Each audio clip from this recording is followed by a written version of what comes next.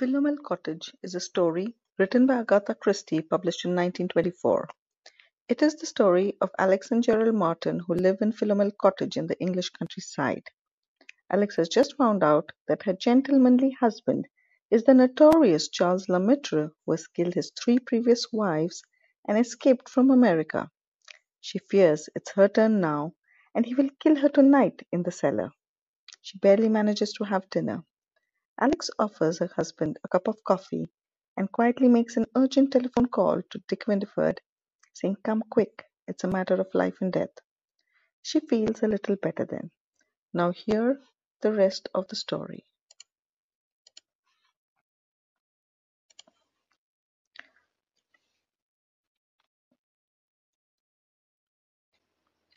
She went into the sitting room and switched on the electric light. Gerald followed her. "You seem well again now," he said, watching her curiously. "Yes," said Alex. "My headache's gone." She sat down in her usual seat and smiled amiably at her husband as he sat down in his own chair opposite her. "I didn't like that coffee you gave me," complained Gerald. "It had a strange taste." "It's a new kind I was trying. We won't have it again if you don't like it, dear." Alex began sewing while Gerald read a few pages of his book. Then he glanced up at the clock and said, "8:30. Time to go down to the cellar and start work." The sewing slipped from Alex's finger. "Oh no, not yet. Let us wait until 9 o'clock." "No, my girl, 8:30. That's the time I fixed. You'll be able to get to bed all the earlier. You know when I fix the time, I'm not going to wait a minute longer." Alex looked up at him, and what she saw filled her with a great fear. Gerald's hands were moving nervously. His eyes were shining with excitement. He was continually passing his tongue over his dry lips. He no longer tried to hide his excitement. Alex thought, "It's true. He can't wait. He's like a madman." He went across the room to her and pulled her onto her feet with a hand on her shoulder. "Come on, my girl. Now, Alex." "No, no," she screamed, her hands put out to keep him off. "Gerald, stop. I've got something to tell you. Something to confess." He did stop. "To confess? A former lover, I suppose," he answered. "No," said Alex. "Something else. Something you'd call a crime." And at once she saw that she had chosen the right words. He paused. "You'd better sit down again," she said quietly.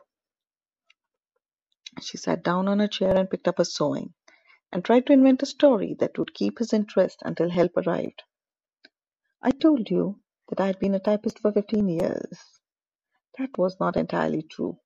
There were two intervals. The first, when I was 22, I came across a man, an elderly man with a little property, and we were married. I got him to insure his life in my favor."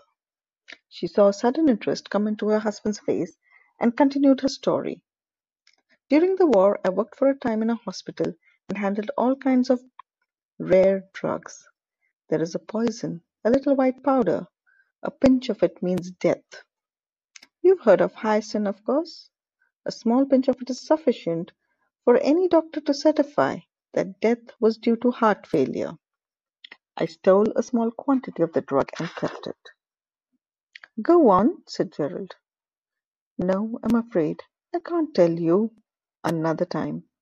"Now," he said impatiently. "I want to hear all about the life you led before I came to know you. We'd been married a month, and I was very good to my elderly husband. Everyone knew what a good wife I was. I always made his coffee myself every evening. One evening, when we were alone, I put a pinch of the drug in his cup.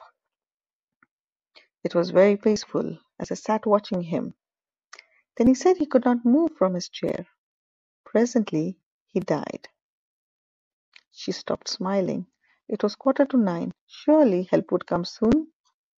"How much was the insurance money?" "About £2,000. I spent it quickly and had to go back to my office work. There I met another man, a young, rather good-looking man with a bit of money. We were married quietly in Sussex.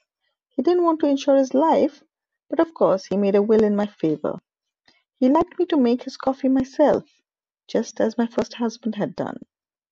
Alex smiled thoughtfully and added, I make very good coffee. I had several friends in the village where we were living. They were sorry for me when my husband died suddenly of heart failure one evening after dinner. My second husband left me £4,000. This time, however, I didn't spend it. Then you see, but she was interrupted. Gerald Martin pointed a shaking finger at her. The coffee! My God, the coffee! She stared at him. I understand now why it had a strange taste. You devil, you've put poison in my coffee. You've poisoned me. Alex had moved away from him to the fireplace. Yes, she said, I poisoned you. Already the poison is working. At this minute you can't move from your chair. You can't move. Ah, what was that?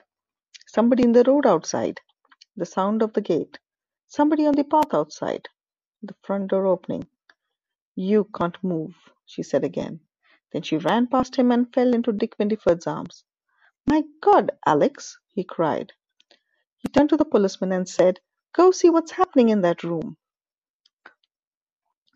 The policeman came back saying, There's nothing in that room, sir, but a man sitting in a chair. Looks as though he'd had some kind of bad fright, and, well, sir, he's dead.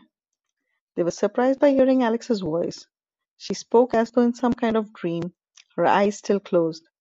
And presently, she said, as though she were quoting from something, he died.